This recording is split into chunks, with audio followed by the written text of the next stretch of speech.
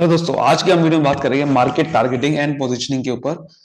Principles marketing का ये बहुत इंपॉर्टेंट टॉपिक में से एक। लेकिन इससे पहले अगर आपने मार्केट सेगमेंटेशन की वीडियो नहीं देखी है तो वो जरूर देखनी चाहिए आपको। उसका लिंक मैं आपको डिस्क्रिप्शन दे रहा हूँ क्योंकि उसके ही रिलेटेड टॉपिक है ये। तो देखते हैं कि क्या क्या इसमें हम समझने वाले हैं। और अगर आप इसकी और वीडियो देखना चाहते हो तो प्लेलिस्ट हमारी बनी हुई है, प्रिंसिपल्स ऑफ मार्केटिंग या फिर मार्केटिंग सब्जेक्ट से रिलेटेड, मार्केटिंग मैनेजमेंट। ठीक है, तो आप वो जरूर देखना। चलिए स्टार्ट करते हैं फिर।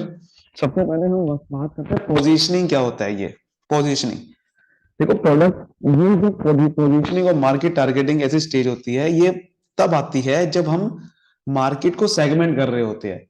तब ये आता है मार्केट टारगेटिंग एंड पोजीशनिंग। ये प्रोडक्ट को बनाने से पहले मैंने कहा सारे।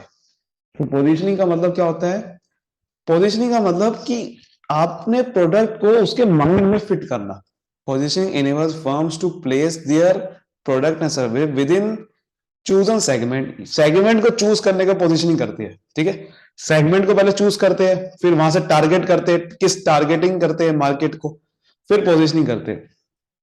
तो कह रहे हैं कि वहां पर अपने फर्म या प्रोडक्ट को, अपने फर्म जब प्रोडक्ट या सर्विस को प्लेस कर देती है, उसे बोलते हैं पोजीशनिंग, ताकि वो कॉम्पिटिटर से अलग दिखे। सो इसमें हम ये समझने वाले हैं टारगेटिंग का मतलब क्या है। Target market is the market और market segments which form the focus of firms marketing efforts. मतलब कि सपोज करो आपने मार्केट को टारगेट कर दिया, एक क्लॉथ की मार्केट को आपने तीन मार्केट डिवाइड करा, सेगमेंट करा, हाई इनकम, मिडल और लोअर। तो आपने कहा कि मैं लोअर सेगमेंट में वर्क करूंगा, दैट इज टारगेट मार्केट। तो आपने वो फर्म के मार्केटिंग एफर्ट को जब आप एक फोकस कर देते हो कि किस सेगमेंट में ऑपरेट करना है, that is targeting. So once segment have been identified, decision about how many and which customer group to target must be made। जब आप टारगेट सेगमेंट कर लेते हो, जब आपने सेगमेंट कर लिया मार्केट को, तो अब आप उसमें डिसीजन लेते हो कि किस किस सेगमेंट में मुझे ऑपरेट करना है, दैट इज टारगेटिंग। अब वो अलग अलग देखो अप्रोच होती है, स्ट्रेटेजी अलग अलग होती है। सबसे पहली स्ट्रेटेजी क्या है? मास मार्केटिंग स्ट्रेटेजी। इसमें क्या करते हैं हम? मास का मतलब बहुत बड़े लेवल पे जब हम मार्केट को सेगमेंट कर देते हैं, यानी कि हम बहुत ज्यादा लेवल पे टारगेट कर देते हैं मार्केट को, that is mass marketing. So offering on product concept to most of the market, सभी लगभग पूरी मार्केट को जब हम टारगेट बना लेते हैं, उसे बोलते हैं मास मार्केटिंग स्ट्रेटेजी, जिसमें लगभग सारे मार्केट सेगमेंट को ऑपरेट करते हैं।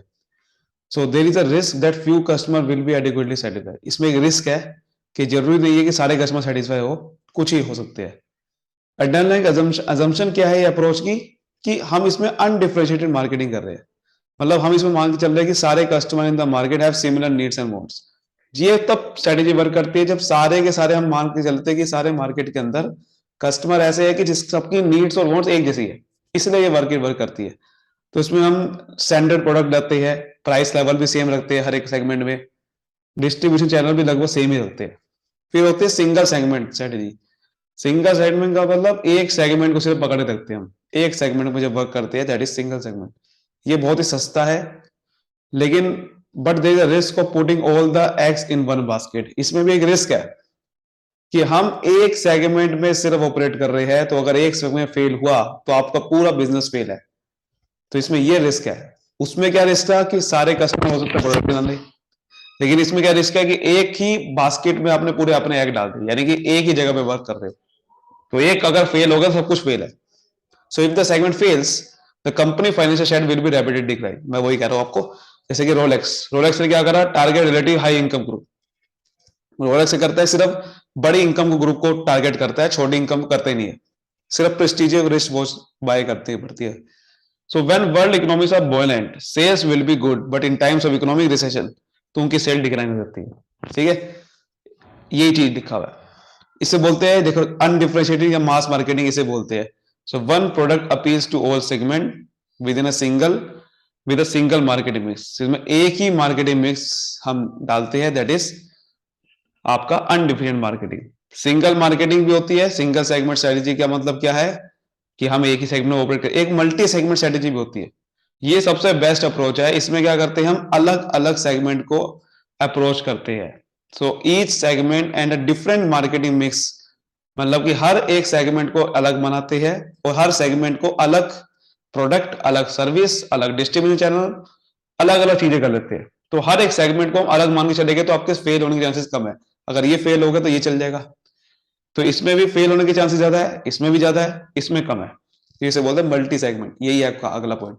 मल्टी सेगमेंट वाला targeting a different product service at each number of segment. हर एक सेगमेंट को आप पकड़ रहे हो, बट हर एक सेगमेंट में अलग अलग अप्रोच फॉलो कर रहे हो। अलग प्रोडक्ट है, अलग सर्विस है, अलग मार्केटिंग मिक्स है। So this approach can reduce the risk of being overcommitted in one area and extremely resource demanding. देखो रिस्क दोनों में है, या तो आप मास मार्केटिंग करो तब भी रिस्क है, क्योंकि आप एक प्रोडक्ट सर्विस ऑफर कर रहे हो पूरी मार्केट को, फेल हो सकता है। इसमें भी रिस्क है, इसमें कम से कम है, क्योंकि अगर एक सेगमेंट फेल हो गया दूसरा तो चलेगा, दूसरा प्रोडक्ट चलेगा, तीसरा चलेगा। तो ये होते हैं मल्टी सेगमेंट। अब आप बात करते हैं कि टारगेटिंग स्ट्रेटेजी को चूज करने का फैक्टर क्या क्या है, कौन कौन से फैक्टर इन्फ्लुएंस करते हैं। So segmenting strategy are most critical during the maturity stage of the product. Maturity यानी कि जब प्रोडक्ट डिक्लाइन होने वाला है, तब ये मार्केट सेगमेंट स्ट्रेटेजी बहुत इंपॉर्टेंट है, because buyers need a different. जो इंट्रोडक्टिव स्टेज पे प्रोडक्ट अगर इंट्रोडक्टिव है, तो आपका जो कॉम्पिटिटर है उससे आप बेसिकली अलग दिखोगे। है competition occur among the alternative product types, तो आपको कंपटीशन आ जाता है इंट्रोडक्शन स्टेज पे। तो if the product type substitute exist, the new market एंट्रेंट में बेनिफिट फ्रॉम टारगेटिंग वन और मोर सेगमेंट। कह रहा है कि अगर आप कोई नए मार्केट में ऑपरेट कर रहे हो या कोई नए मार्केट में ऑपरेट करना चाहते हो, तो आपको एक से ज्यादा सेगमेंट ऑपरेट करने चाहिए, क्योंकि उस समय क्या होता है कि आपका प्रोडक्ट नया है, तो नया प्रोडक्ट पे आपको ज्यादा ध्यान देना पड़ेगा, क्योंकि उसकी कंपटीशन बहुत ज्यादा हो गई। तो आपको एक से ज्यादा करोगे तो क्या होगा कि रिस्क कम है, क्योंकि अगर यहां पर रिस्क हुआ तो इससे रिड्यूस हो जाएगा दूसरी मार्केट से। तो वही कहना चाह रहे हैं, आपको देखना पड़ेगा किस प्रोडक्ट, आपका प्रोडक्ट लाइफ साइकिल क्या है, उसके हिसाब से आप अपनी टारगेट मार्केट को आइडेंटिफाई कर सकते हो। दूसरा क्या है, when buyer wants a similar throughout the product market. अगर आपको लग रहा है कि पूरे मार्केट के अंदर पूरी बायर की नीड्स सिमिलर है, तो फिर आपको एक ही मार्केट फॉलो करनी चाहिए, दैट इज मास मार्केटिंग। आपको पता है कि less opportunity for expensive segmentation than in market with in with different mode. ठीक है ना। वही कह रहा है कि भाई एक्सपेंसिव सेगमेंट कहां पर होगा कि आपको अलग अलग जब मार्केट में अलग अलग डिफरेंट मोड्स है। तो वही कह रहा है, a product market made up of relative small number of end user is more suitable for a broad और रिलेटिवली अनडिफरेंशिएटेड मार्केट सेटिंग। वही कह रहा है ना, जब एक product small number of end user के लिए सारा सुटेबल है, तो फॉर अ ब्रॉड और relatively undifferent market setting, particularly if the value purchase individual value small. मतलब कि अगर कोई बायर या कोई एक मार्केट के अंदर सारे लोग लेना चाह रहे हैं कि प्रोडक्ट सर्विस, ठीक है ना, तो वहां पर अनडिफरेंशिएटेड मार्केटिंग स्ट्रेटेजी यानी कि मास मार्केटिंग ज्यादा बेहतर है। ठीक है, और यही सबसे इंपॉर्टेंट है इसके अंदर कि मार्केटिंग स्ट्रेटेजी यहां पर ये अडॉप्ट करनी चाहिए। और इसलिए ये लिखा हुआ है कि ये ज्यादा सुटेबल तब भी है जब value of purchases of individual buyer small, जब उनकी परचेजेस भी स्मॉल नंबर की होती है, क्योंकि अब महंगा मार्केटिंग आप नहीं करोगे ना। जब वैल्यू परचेजेस स्मॉल होती है तो इसलिए वो ज्यादा वहां पर सुटेबल है। अगर हम सेगमेंट का चॉइस करें तो कैसे लेते हैं सेगमेंट के चॉइस, आप देखते हो कि सेगमेंट का साइज क्या है, साइज बड़ा है छोटा है उसके हिसाब से देखते हो। और सेगमेंट ग्रोथ कितना कर, देखो साइज बड़ा होना चाहिए, इतना भी बड़ा नहीं होना चाहिए, ग्रोथ होनी चाहिए सेगमेंट के अंदर, प्रॉफिटेबिलिटी होनी चाहिए, ये पॉइंट को नजर देखते हो आप। करंट एंड पोटेंशियल कंपटीशन कितना है उसका, कंपटीशन कम से कम हो, कैपेबिलिटी बिजनेस का कैपेबिलिटी है वहां ऑपरेट कर सकता है, ये चीजें देखनी पड़ती है। ठीक है, तो ये चीज होती है। अब देखो अप्रोचेस, वही मैंने अप्रोचेस क्या है, आप देखो अप्रोचेस आपके सामने क्या है मार्केट टारगेटिंग की, undifferent approaches, differentiated, concentrated. Undifferentiated approach क्या कहती है कि इसमें क्या कहता है कि sales growth strategy that ignore market segment difference, attempt to appeal to all perspective customer. जैसे मैंने को बताया, इसी को मास मार्केटिंग बोलते हैं, जब आप एक ही प्रोडक्ट लाइन यानी कि एक ही प्रोडक्ट पूरी मार्केट में बेचते हो, कोई डिफरेंशिएशन नहीं करते हो, सारी मार्केटिंग मिक्स एक ही रखते हो पूरी मार्केट के अंदर।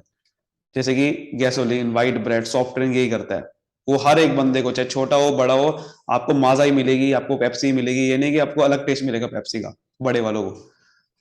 ये एडवांटेज सबसे बढ़िया है कि वाइड ऑडियंस को कवर कर देते हो आप इसमें। रेस रिस्की है, हाँ रिस्की तब है जब आपका अगर डिफरेंट मोड्स है एक मार्केट में, अगर वरना रिस्की नहीं है, क्योंकि आप पूरी मार्केट को कोई ना कोई तो पसंद कर ही लेगा ना। और प्रोडक्शन को और पोस्ट पर यूनिट घट जाती है, क्योंकि आप बहुत ज्यादा एक ही प्रोडक्ट मैन्युफैक्चर कर रहे हो एक ही तरीके का, तो प्रोडक्शन जो कॉस्ट है एक यूनिट की वो घट जाती है, बिकॉज जब हम मास मार्केटिंग करते हो तो एक यूनिट की कॉस्ट घट जाती है। हाइयर पोटेंशियल है सेल्स वॉल्यूम बढ़ने का, मार्केटिंग रिसर्च कॉस्ट बहुत कम है क्योंकि आप एक ही प्रोडक्ट को बार बार बना रहे हो। डिफरेंशिएटेड अप्रोच क्या कहती है कि आप अलग अलग नीचेस नीचेस कहते हैं कि सेगमेंट के अंदर छोटा सा टारगेट मार्केट, छोटी सी सेगमेंट को सब सेगमेंट बना लेना, वहां पर ऑपरेट करना। जैसे कि आपने चिल्ड्रन के अंदर इन्फेंट वाले प्रोडक्ट को कर रहे हो, ये इसे कहते हैं नीच। तो नीच मार्केटिंग, या फिर आप बहुत सारे सेगमेंट को एक साथ देके अलग अलग डिफरेंट प्रोडक्ट, जैसे मेरे को बताया वही स्ट्रेटेजी अभी हम समझे जी, मल्टी मल्टी सेगमेंट स्ट्रेटेजी वही है ये। अब ये चीज है हमारे सामने। अब हम पोजीशनिंग प्लान समझते हैं, पोजीशनिंग क्या होता है, पहले तो पोजीशनिंग का प्लान समझते हैं, उसके बाद तो पहले तो समझते हैं पोजीशनिंग स्ट्रेटेजी क्या होती है या पोजीशनिंग क्या होता है। हमने टारगेट मार्केट, टारगेटिंग समझ लिया, टारगेटिंग क्या होती है, टारगेटिंग के क्या क्या प्रोसेस है, मास मार्केटिंग, ठीक है, अनडिफरेंशिएटेड मार्केटिंग, फैलाना लेके लाना। अब हमने समझा, अब हम समझेंगे पोजीशनिंग। पोजीशनिंग होती है प्रोड्यूसर जब गुड्स और सर्विस अटैच, जैसे कि बहुत सारी चीजें हमने देखी होगी, अपने लेबल्स को अटैच करके देता है ना, अपने प्रोड्यूसर जब अपने लेबल, ओन लेबल को अटैच करता है पर्टिकुलर मार्केट के अंदर, जैसे कि कहते हैं मार्स बार, किटकैट, ये आपका प्रोडक्ट को डिफरेंशिएट कर देता है दूसरे वालों से। यही आपके माइंड में पोजीशन कर देता है कि हाँ यार ये प्रोडक्ट किटकैट का है, ये प्रोडक्ट इसका है। That is called positioning. A single firm may put two or more brand into the market which actually compete with another। एक सिंगल फर्म बहुत सारे ब्रांड्स डाल देती है जिससे कंपटीशन दूसरों से कर देती है। तो product positioning indicates what the product represent, कि एक प्रोडक्ट क्या रिप्रेजेंट कर रहा है, यानी कि ये किटकैट का है, ये उसका है, ये किसका प्रोडक्ट है। And how the customer should evolute, customer कैसे उसको परसीव करता है, कस्टमर के क्या देखते समझ में आता है, हाँ यार ये तो मैगी का है, उसने आपको प्रोडक्ट की पोजीशनिंग कर रखी है इस तरीके से, इसलिए कस्टमर कैसे इवोल्यूट करता है आपके प्रोडक्ट को, उसी प्रोसेस को बोलते हैं प्रोडक्ट पोजीशनिंग। प्रोडक्ट को बनाने से पहले काम होता है ये, आपने मार्केट टारगेट कर ली, अब मार्केट टारगेट के बाद आपका काम होता है कि अपने प्रोडक्ट को पोजीशन कैसे करवाएगा, कस्टमर कैसे मेरा प्रोडक्ट कैसे लेगा, कस्टमर क्या मेरा खरीदेगा, तो उसको पोजीशनिंग बोलते हैं। मार्केट उसके दिमाग में छाप देना कि प्रोडक्ट है मेरा। So positioning is accomplished through the use of marketing mix variable, जैसे कि प्रोडक्ट डिजाइन, फिर हम डिसाइड करते हैं कि प्रोडक्ट का डिजाइन कैसे बनाएंगे, मार्केटिंग कम्युनिकेशन कैसे करेंगे, कि दिमाग में कैसे उनके दिमाग में आया कि हाँ ये मेरा प्रोडक्ट है, मतलब अपने प्रोडक्ट को डिफरेंशिएट करना कि हाँ ये मेरा प्रोडक्ट है, अलग दिखे। So positive to achieve product differentiation applies equally to consumer and to हर एक गुड पे आता है, कंज्यूमर गुड्स और इंडस्ट्री गुड्स, ठीक है। सो इसकी अलग अलग स्ट्रेटेजी है, जैसे कि steps in determining positioning plan, अलग अलग स्टेप्स होते हैं। जैसे कि सबसे पहले आपको डिफाइन द सेगमेंट, किस सेगमेंट में ऑपरेट करना है पहले तो, फिर decide which segment to target, पहले फिर किस सेगमेंट को टारगेट करना है, यानी कि टारगेटिंग जो हमने समझा है, ये टारगेटिंग यहां पर आता है। फिर understand what the target customer expect and believe to most important factor, customer क्या चाहते हैं उसको समझना। फिर डेवलप अ प्रोडक्ट, उसके हिसाब से फिर प्रोडक्ट डिटरमाइन करना, वो सॉरी बनाना उनके एक्सपेक्टेशन के अकॉर्डिंग। और ये चीज देखो प्रोडक्ट पोजीशनिंग में आती है, जैसे कि फॉर एग्जांपल प्रोडक्ट पोजीशनिंग होती है बेनिफिट के अकॉर्डिंग, कस्टमर चाहता है बेनिफिट, जैसे कि उसका सेफर यूज हो, अच्छे डिस्पोजेबल हो जाए, इमेज उसके दिमाग में है कि हाँ ये मैंने प्रोडक्ट देखो लिया हुआ है, उसके बेनिफिट के अकॉर्डिंग हम पोजीशनिंग कर देंगे, यानी कि अपना एड बनाएंगे इस तरीके से कि दिखाए कि बेनिफिट्स है, देखो इस आपके बेनिफिट्स पूरे हो रहे हैं। फीचर्स के थ्रू पोजीशनिंग करते हैं कि देखो ये रिलायबल है, यूनिक है, परफॉर्मेंस के बढ़िया है, बाकियों से बढ़िया प्रोडक्ट है। जैसे कोलगेट बहुत सारे पोजीशनिंग करता है ना, डेटोल, भाई आपका दिमाग में छाप दिया कि बहुत बढ़िया है। घड़ी, ओकेशन के अकॉर्डिंग पोजीशनिंग करना कि हॉलीडे पे देखो ये बहुत बढ़िया प्रोडक्ट है, पार्टी के अकॉर्डिंग है, वर्क में ऐसा है। यूजर कैटेगरी के अकॉर्डिंग कि अगर एग्जीक्यूटिव के लिए अलग पोजीशनिंग करेंगे, 50s के लिए अलग पोजीशनिंग करेंगे, तो ये चीज होती है प्रोडक्ट पोजीशनिंग। आई होप ये चीज आपको समझ में आई होगी। अगर वीडियो समझ में आए तो वीडियो को लाइक करिए, सब्सक्राइब करिए, फैला दीजिए। Thank you so much, all the best, मिलते हैं अगली वीडियो में।